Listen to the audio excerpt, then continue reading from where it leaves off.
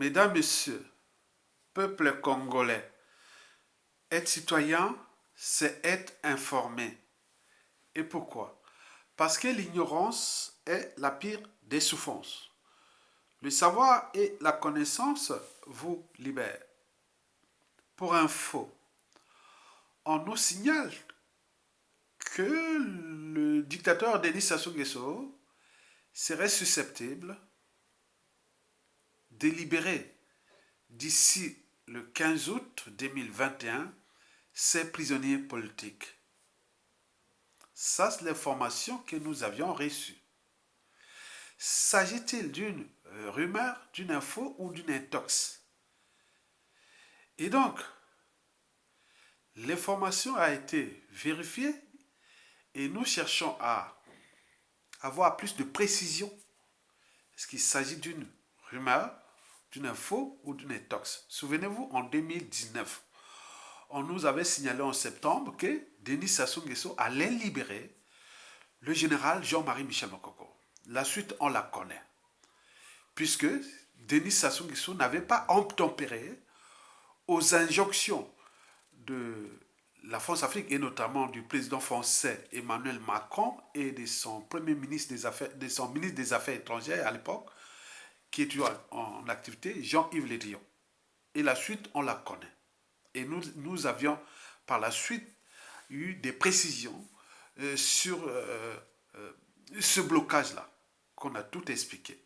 Que oui, exactement, Emmanuel Macron et Jean-Yves Le Drian avaient demandé à Sassou Nguesso de libérer Jean-Marie Michel Mokoko. La suite, on la connaît. Je vais parler en détail par rapport à ce qui s'était passé. Maintenant, cette fois-ci, on nous signale que d'ici au 15 août 2021, tout sauf imprévu, il semblerait que la libération des prisonniers politiques est susceptible d'agir. Mais quels prisonniers politiques? C'est tous les questionnements. Et de ce fait, nous avions essayé un peu de se questionner.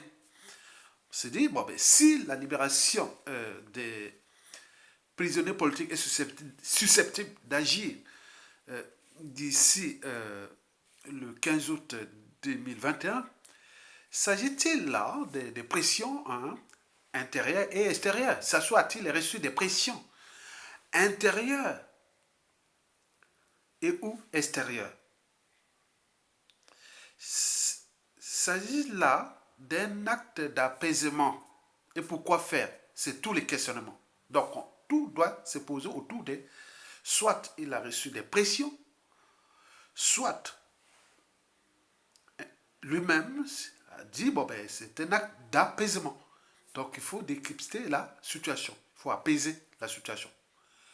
Puisque la crise économique est telle que les populations sont dans la merde, les prisonniers politiques partout. Et donc là, peut-être, je ne sais pas. Ok? Très bien. Donc, poser la question, est-ce que, c'est un peu de, pour ceux qui ont au moins un cerveau, une âme et une conscience, qui sont des citoyens, qui ont le droit et devoir de réfléchir, de penser et de faire des opinions, analyser ce genre d'opinions et de faire des analyses et des points de vue. Et donc, moi-même, j'ai posé la question. Est-ce qu'il s'agit là des pressions qui sont en ce moment exercées contre le dictateur? Mais quelles sont ces pressions? Et ces pressions viennent toutes-elles de l'intérieur, c'est-à-dire du pays, dont on connaît déjà la situation du pays, ou extérieure. Mais quelle euh, pression extérieure? De la France-Afrique, de la Chine, des Américains, je ne sais pas. Donc il faut se poser la question. Et si c'est un acte d'apaisement, à ce moment-là, peut-être pourquoi cet apaisement? Pourquoi et maintenant? Et donc c'est tous ces questionnements que vous, individuellement et collectivement, en tant que Congolais, citoyens congolais, vous avez le devoir de réfléchir et de trouver des points de vue, des éléments, des arguments pour voir comment, pourquoi et où. Donc à ce moment-là, d'ici le 15 août, vous pouvez nous accompagner ensemble pour voir si cette information est vérifiable. Et donc, en attendant, vous commencez déjà à aller en profondeur et chercher à réfléchir et à nourrir le débat. Mais quant aux prisonniers politiques qui peut-être qui seront libérés, je ne sais pas si c'est Jean-Marie Michel Mokongo, André Okombi Salissa, est-ce que, je ne sais pas. Ok? Très bien. Bon, maintenant, pour avoir un peu d'éléments de réflexion, hein, pour avoir, moi je vais donner un peu d'indices, ce que j'appelle les indicateurs, hein, tu vois, j'analyse. Bon, vous avez dernièrement vu, par exemple, à l'échelle du Congo-Brazzaville, le Denis Sassou Nguesso nommé à beaucoup de postes, surtout dans l'enseignement supérieur, des individus originaires des Aquas, des Makwa. Hein. Vous avez par exemple pu voir à l'université, au ministère de l'enseignement supérieur, même, on vient de parler même au CHU et autres. Donc, je ne sais pas. Hein. Donc, je ne sais pas, donc on se demande. Hein. Ok, très bien. Entre parenthèses, le mal est fait, hein. Ça soit fait le mal du nord au sud, de l'est à l'ouest. Donc arrêtez de jouer aux émotions. Les victimes du Congo sont du nord au sud, de l'est à l'ouest, sont des Congolais. Donc il faut continuer dans ce débat. Donc je donne les indices. Parce que dernièrement, j'ai vu que Sassou Nguesso n'a cessé de nommer des cadres de Makwa à la tête des universités, au rectorat et euh, voilà, et, au ministère de l'enseignement supérieur, la recherche, au CHU, et partout, mais je ne sais pas. Bon. Donc, on analyse, on voit les indices, on ne sait pas. Bon, très bien. Dernièrement, vous avez par exemple pu voir le 27 juillet 2021, la rencontre entre l'ancien président ivoirien Laurent Gbagbo et l'actuel Alassane Ouattara. Ils se sont rencontrés. Et d'après les sources, cette rencontre aurait été possible ou facilitée par la France-Afrique. Et pourquoi la France-Afrique? Parce qu'on nous signale aussi que bon, ben, dans le climat d'apaisement de l'opposition, il me semblerait que Emmanuel Macron aurait demandé, imposé ou demandé, sollicité ou demandé, oui, demandé à Alassane Ouattara d'apaiser les tensions et surtout de faire l'ouverture vers l'opposition. Et c'est là qu'il a demandé que bon, ben, il faut rencontrer le président Laurent Gbagbo, si et seulement si vous voulez venir au sommet France-Afrique de février, d'octobre ou novembre, d'octobre ou septembre 2021 à Montpellier. C'est le sommet France-Afrique là. Si Ouattara veut venir, veut être invité à ce sommet France-Afrique, et il faut qu'il rencontre Gbagbo, il libère apaisement avec les prisonniers politiques et autres. Donc, est-ce que du côté de Denis Sassou Nguesso et la France-Afrique, et c'est pareil? Parce que notre pays, en termes de- comment on peut dire ça? C'est que la France a porté comme le malheur en Afrique au cours de ces 30 dernières années. Notre pays est, est au deuxième rang après le Rwanda. On est bien d'accord? La France a fait s'acharner contre notre pays. Et celui qui était à la tête, c'est Sassou Nguesso. Le mal est fait, bien sûr. On a massacré des millions de populations, on a emprisonné, on a détruit un pays. Donc ça, il n'y a pas de problème. Est-ce que la France, voilà que bon, ben, les régimes politiques passent, les peuples demeurent, que au Congo-Brazzaville, la France, dans le climat est hostile. Moi, je mesure les indicateurs intellectuels, politico-militaires et tout compagnie dans ce pays. La France n'a plus de marge de manœuvre de trouver un pion près de Sassou Nguesso. Même s'il peut faire le passage de gré à gré ou par la dynastie, ça va créer une situation incontrôlable, puisque le climat sociopolitique est délétère envers le clan Sassou Nguesso et ces projets de passage de pouvoir de gré à gré ou pas dans le clan. Et en plus de là, donc, comment faire? La France est dans une situation difficile pour notre pays, pour la place Sassou Nguesso. Et donc, je ne sais pas s'il est en train d'anticiper, puisqu'ils réfléchissent d'avance et ils cherchent des solutions d'apaisement, d'autant plus que les Africains, les Congolais sont de plus en plus éclairés. et que les centres de décision qui s'assoient au niveau des instances de gouvernance globale, et notamment au niveau du Conseil de sécurité et de compagnie, et sont maintenant la tendance russe et chinoise. Et il y a beaucoup de choses qui sont là. La France, l'Afrique est en train de perdre du terrain, a perdu déjà complètement du terrain. Et donc, dans tout le bassin du Congo, c'était un climat délétère, sociopolitique et géostratégique délétère envers la France. Et donc, est-ce que si on perd on a perdu la Centrafrique, est-ce qu'on prend le risque de perdre aussi le Congo-Brazzaville, le Gabon et le Cameroun et autres? Donc, c'est possible. Donc, on ne sait pas. Il commence à penser peut-être loin. Mais je suis sûr que si, et seulement si, peut-être Denis Sassou Nguesso veut aussi s'introduire dans ce sommet France-Afrique de septembre ou octobre 2021 à Montpellier. Est-ce que, voilà, c'est dans ce cadre-là, moi, je ne sais pas. Ok? Je ne sais pas. Mais, dans tous les cas, je pense que la libération ou non de prisonniers politiques va dépendre de la conscience de Sassou Nguesso. Peut-être lui-même, après l'enterrement de Monseigneur euh, Laurent Mosengo à Kinshasa le 21 juillet dernier, et peut-être qu'il a dit que oui, mais on fait trop du mal. Même les curés du Congo ont dit, il faut que tu commences à se repentir, à penser à autre. Peut-être qu'ils pensent déjà à l'au-delà, à l'après, autre, je ne sais pas. Hein.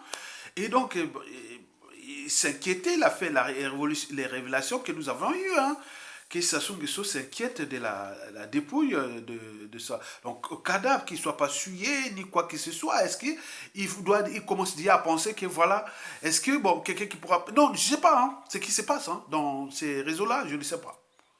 Donc, il pense déjà à l'au-delà, il pense déjà à ça, surtout la loi du karma qui va laisser avec pour ses enfants, petits-enfants, arrière-petits-enfants, ou même la famille et autres, par rapport à tout ce qui s'est passé, le mal est fait. Et donc cette situation des prisonniers politiques euh, porte à examiner des problématiques qui sont déjà endogènes. C'est-à-dire ce que nous sommes avec Sassou Nguesso par le mal qu'il nous a fait. Aussi des problématiques exogènes, surtout France-Afrique, au regard de tout la montée en puissance des blocs érasiennes et de tout ce qui se dessine, c'est un jeu, puisque nous sommes là dans le statu quo. Le pays est en train de s'offenser. Et Sassou Nguesso joue aux prolongations. Et par rapport à ça, mais la rupture est immédiate. Donc, est-ce qu'il a dit, il cherche à penser déjà l'après qui est déjà inévitable pour lui, pour la santé? Parce que si ça se termine par une situation ou quelque chose qui arrive brutalement, je ne vois pas le clan Sassou Nguesso, même quel que soit le nombre de mercenaires qu'ils auront, et autres pourront combattre tous ceux qui sont même au niveau du clan, qu'au niveau du parti congolais de travail, qui n'osent plus en parler de ces problèmes de Sassou et de son clan et de sa tribu. Non, on n'en veut plus. Et donc là, tout est là est prévisible. Donc, est-ce que Sassou Nguesso peut-être dit que bon, ben, quelqu'un qui pourra apaiser, responsabiliser ou trouver les consensus pour arriver, qui a, qui a la légitimité, la crédibilité au nord comme au sud, peut-être qu'il a dit à quelqu'un qui dit, ah oui, bon, peut-être qu'il faut que... Voilà. Non, mais je ne sais pas. Hein. C'est un sujet de réflexion. Donc, la situation là, elle dépend de la conscience de Sassou Nguesso lui-même au regard de ces deux problématiques euh, précitées. Mais moi, moi, je pense que si, seulement si, Sassou Nguesso libérait hein, les prisonniers politiques, je pense que l'enjeu sera d'ailleurs pour lui-même et aussi de la France-Afrique. Nous, lui-même, au regard du mal qu'il a fait dans ce pays et du blocage qui risque de venir sur le passage du pouvoir de gré à gré et de la dynastie qui sera impossible. Non, c'est un bel descente. Nous allons rentrer dans une période d'association incontrôlable où les membres du clan Sassou Nguesso vont être chassés, on peut se retrouver dans la situation du Rwanda. C'est possible. Et si c'est pas possible, même les Boshiers, même en danger, puisque les couteaux sont tirés. Il y a eu trop de crimes, il y a eu trop d'injustice, il y a eu trop d'oppression, il y a eu trop de barbarie, trop c'est trop.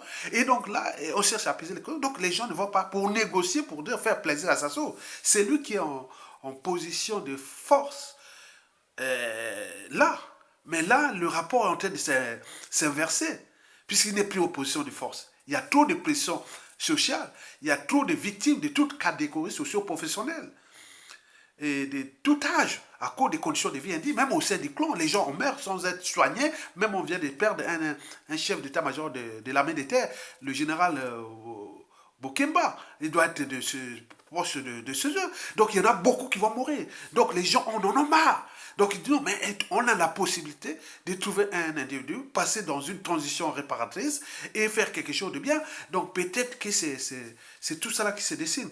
Donc moi je pense que je ne vais pas aller en détail. Je vais les lancer cette information à chacun qui a, en âme et conscience, qui a au moins un cerveau. Vous avez au moins un cerveau. Venez pas dire encore, ah, il y a ton cas. Non, non, non, je vous lance l'information qui est arrivée. Maintenant, suivons ça jusqu'au 15 août. Donc, nous, on ne lance pas d'informations comme ça. Regardez ce qui s'est passé là de la libération conditionnelle en 2019. Tout a été dit. Même le lycée, le Quai d'Orsay, tout ça, ils ont dit oui, on l'avait fait. Puisque c'était visible, il a dit il faut libérer. À l'époque, peut-être les rapports de force entre Sassou Nguesso et ses donneurs d'ordre étaient peut-être du côté de Sassou Nguesso. Maintenant, aujourd'hui, Sassou Nguesso est complètement affaibli. Complètement affaibli.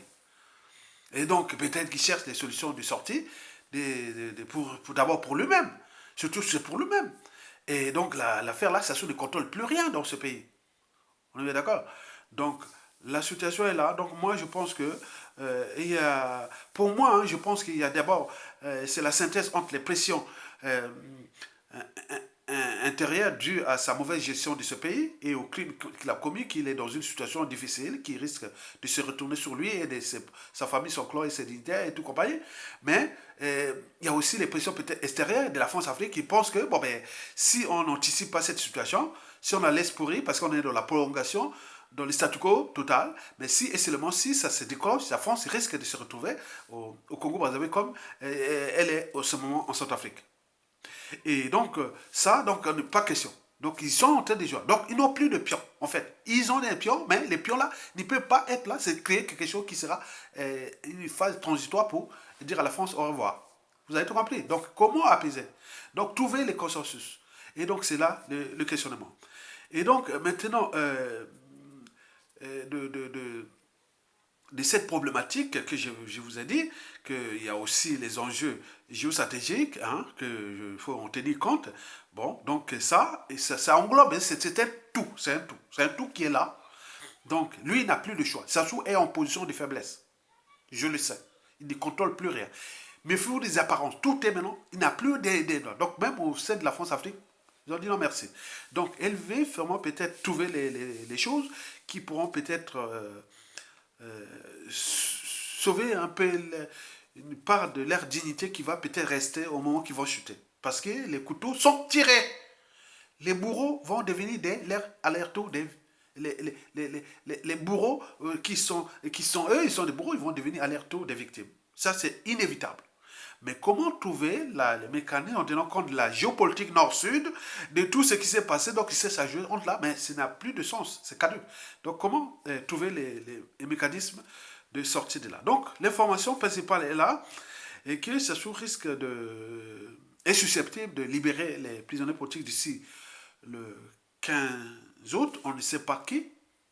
Deuxièmement, pour les indices que je vous ai dit, la rencontre Laurent Gbagbo et Alassane Ouattara fut éditée par la France-Afrique. Et pourquoi? Parce que si Ouattara souhaitait venir au sommet France-Afrique de l'automne, et à ce moment-là, bon, ben, il faut ça. Mais peut-être Sassou Nguesso aussi, autre, je ne sais pas. Mais dans tous les cas, le pays s'enfonce. Là, il n'y a plus rien. Le pays là est maintenant au-dessus du quart-monde. Et donc, il arrivera à quelque chose d'imprévisible. Ça, c'est sûr et certain. Il joue à la prolongation, il joue à combien de temps encore? Donc, pour peser peut-être les tensions, pour beaucoup de choses comme ça, moi, je ne le sais pas. Hein? Donc, j'analyse comme un intellectuel. D'abord comme un humain qui a au moins un cerveau. Donc, je sais au moins réfléchir. Je réfléchis comme quelqu'un qui a été à l'école, donc qui a appris à analyser les choses. Voilà. Qui a appris comme un élève qui a fait histoire, géographie, mathématiques, physique, chimie, biologie, nanana, qui a compris les ordres de la vie. Et autres. Donc, je suis comme vous. Donc, personne ne va venir voir là parce que nous, avec notre méchanceté gratuite, jalousie gratuite et beaucoup de choses comme ça, il va dire non, non, non, non. Je fais comme vous, je laisse l'information en tant que citoyen. J'ai les droits et devoirs d'informer les uns et les autres. J'ai les droits et devoirs de sensibiliser, de conscientiser, de mobiliser les uns et les autres contre l'injustice, l'oppression et la barbarie qui règnent dans notre pays. Et donc, vous pouvez faire comme moi, aller chercher l'information et chercher comme moi, ne pas venir créer les amalgames. Donc, arrêtez de jouer aux émotions et à l'appartenance dessus de la raison et de l'intérêt général. On voit bien ce que ça donnait. Le pays est dans la merde et vous êtes certains en train de pleurer parce que certains qui venaient nous insulter autres, ils en ont perdu aussi beaucoup de membres de leur famille là-bas qui continuent à mourir. Et donc là, c'est bien comme ça pour tout le monde. Parce que c'est à cause de notre lâcheté collective. La faute à elle ne faute pas à toi-même en tant que citoyen de prendre tes responsabilités civiles, politiques et militaires. Il est en train de tout détruire. Ça se joue des prolongations. Et donc nous, on voulait savoir est-ce que c'est la fin de la prolongation qui est imminente. Vous avez tout compris. Et aussi, j'ai oublié de dire que, bon, ben, on a dit qu'il est malade et Marie-Antoinette n'est plus au pays là-bas. Il se soigne à l'hôpital américain de Neuilly-sur-Seine en région parisienne ici et qui sont toujours aux frais de contribuables. Ces hôpitaux-là, si tu passes seulement une semaine, bon, disons, si tu passes un mois dans cet hôpital pour ces dignitaires, cet argent-là peut, c'est-à-dire les séjours de Marie-Antoinette Sassou Nguesso à l'hôpital de l'hôpital américain de Neuilly-sur-Seine, là, en région parisienne, c'est à 2 pas de Paris. Pas seulement un mois. On peut prendre tout cet argent, on peut payer la bourse d'un mois de tous les étudiants congolais dans le monde. Et là, il y en a beaucoup. Il envoie ses dignitaires, ses proches venir se soigner là au nord de votre pays. Ce qui fait dire qu'un citoyen, c'est quoi? Voilà, c'est ça le problème. On l'a laissé faire. Donc, ils ont profité. Ils sont là tranquilles. C'est des gens qui ont perdu toute conscience. Ils ne sont pas des... Non, attends, l'argent public de tout le monde. Et vous venez là depuis l'argent que vous avez volé. Vous venez si vous soignez. On n'a plus enfin des humains. Et donc, ils sont là. Ils envoient. Maintenant, ils sont plus nombreux. Puisque le pays est en banqueroute, en faillite. L'argent de les paradis fiscaux sont bloqués. Il reste des accords qu'ils ont signés ci par-ci par-là pour leur propre compte, que ce soit les hôpitaux, que ce soit les produits de luxe, ils ont signé les accords et autres. Ils viennent maintenant en profiter. C'est dingue, mais pour combien de temps encore? Donc Marie-Antoinette est là. Et donc elle est là. Vous avez par exemple voir la mort d'Edith Bongo, paix à son âme. Et quelques mois après, bon ben, là, Omar Bongo est parti. Mais attends, l'histoire peut répéter sur Sassou Nguesso et Marie-Antoinette. Hein. Donc, vous voyez déjà ça. Donc, il faut vraiment être du côté de l'intérêt général et du côté de l'empathie. L'empathie de dire non, mais quand on gère les biens communs, gardez un peu le sens d'humanité. Mettez toujours à la tête, même si vous pouvez avoir des privilèges et autres, mettez toujours à la tête que non, mais c'est un bien de tout le monde. Mais pourquoi j'ai fait ça? Tu dois t'interroger le soir, le matin, autres. Mais ils n'ont plus ça. Mais donc, voilà la situation que je voulais vous dire, pour vous dire que, voilà, donc vous pouvez partager l'information et suivre. Et que l'enjeu pour nous est d'arriver au consensus.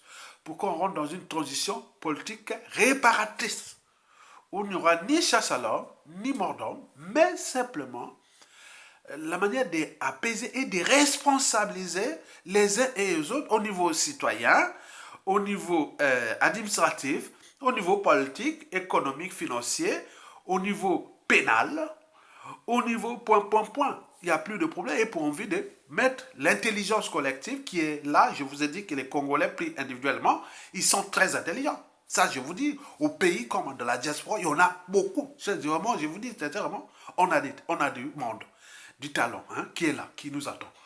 Mais il nous manque un cadre. Mais pour en arriver là, il faut qu'individuellement et collectivement, nous débloquons l'intelligence collective pour que nous puissions s'entendre ensemble pour dire non, au niveau civil et militaire, nous pourrons entrer dans une transition réparatrice que nous allons définir ensemble. Il n'y a pas quelqu'un qui va dicter autre. On le fait tout ça ensemble, avec l'intelligence collective pour repenser une nation nouvelle. Ok? Très bien. Mesdames, Messieurs, peuple congolais, likez et partagez cette vidéo et sans amalgame ni polémique, mais agitez vos neurones, ayez au moins la taille d'un cerveau parce que beaucoup le cerveau de Congolais est abîmé quand même. Quand je vois parfois les réactions comme ça, je dis non, mais parfois, oui, donc c'est pas bien. Donc, essayez un peu de monter en puissance. Allez voir les médias réseaux sociaux d'autres pays qui luttent contre les dictatures.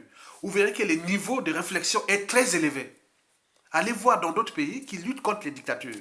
Surtout que ce soit en Europe, en Amérique latine, et que ce soit en Asie, même en Afrique. Beaucoup de pays, j'analyse comment les réflexions par rapport à ce qui se passe. Mais vous voyez comment les gens sont très très avancés. Mais nous, ça tourne nord, sud, ça tourne, donc des trucs vraiment des banalités. Donc vous devez commencer à réfléchir beaucoup, beaucoup, beaucoup. Et c'est là que nous allons nous libérer. La libération est imminente. Continuons à mettre les pressions. Continuons à rester humble. Continuons à rester déterminé. Tenez bon. Et toute dictature a durée de vie limitée. Parce que le combat des dictateurs contre le peuple est comme celui de l'homme contre la nature. Il sera toujours perdu par l'homme. Donc, dans les situations de force de la nature contre l'homme, quand vous voyez ça, il faut chercher les solutions des replis. Quand vous êtes face aux forces de la nature, il ne faut pas s'affronter aux forces de la nature. Il faut chercher les solutions des replis. Et donc, un dictateur, quand il se retrouve dans les forces contre les forces de la nature, qui sont les forces du peuple, à un moment donné, il faut chercher les solutions des replis. Et donc, vous avez tout compris. Merci beaucoup et bon vent au peuple congolais. Et likez et partagez cette vidéo autant que vous voulez pour livrer l'information que chacun, individuellement et collectivement, puisse réfléchir et trouver les outils ou plus d'informations et pour qu'on puisse mettre la pression qui doit aller libérer les prisonniers politiques. Il n'a pas le droit de mettre les autres dans ces conditions-là et qui sont morts là dans ces conditions-là. Mais s'il ne fait pas ça, demain, qu'est-ce que ça peut faire? Bon, qu'il tour à tour. Et ça peut se retourner contre eux. Quand ces gens-là seront en prison, et les autres vont dire ils ont fait pareil. Donc le but est d'apaiser ces tensions. Et que nous arrivons dans un processus de la transition réparatrice. Mesdames et messieurs, peuple congolais, à bientôt et bon vent au peuple congolais.